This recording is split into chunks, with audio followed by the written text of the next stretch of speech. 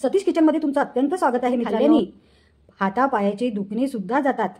तर चला मग आज आपण बनवूया जवसाची चटणी। तर जवसाची चटणी करण्याकरिता आपण सुरुवातीला जवस भाजून घ्यायचा आहे। 2 महिने भरणीमध्ये भरून ठेवायची, याला काही सुद्धा होणार नाहीये कारण याच्यात आपण तेल घालणार नाहीये। खमंग भाजून घ्यायचा आहे। हे जिऱ्याने वेट लॉस होतो आणि म्हणून जिरं घालायचं आहे। तर भाजून झालं मित्रांनो, त्याला एका ताटामध्ये ओतून घ्यायचं। त्यानंतर गोडनिंबाचा पाला भाजून घ्यायचा आहे। गोडनिंबाचा पाला अतिशय कुरकुरीत होतपर्यंत याला भाजून घ्यायचा आहे। अगदी कुरकुरीत भाजून झालेला आहे, बघू शकता कसा आवाज येतो याचा। तर इथे लसण भाजून घ्यायचं आहे। आता भाजून झालेला आहे, याला पण चटणीत काढून घेऊया। हे तिन्ही साहित्य भाजून झालेले आहे।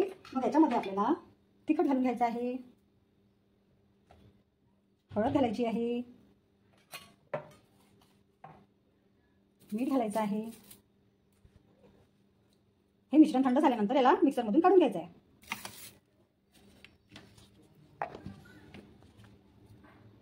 पूर्ण चटणी मिक्सरमधून काढून झालेली आहे मित्रांनो। शरीराचे दुखणे घालवण्यासाठी असेच चटण्यांचे नवीन नवीन व्हिडिओ बघण्याकरिता सतीश किचनला लाईक शेअर सबस्क्राईब करायला विसरू नका।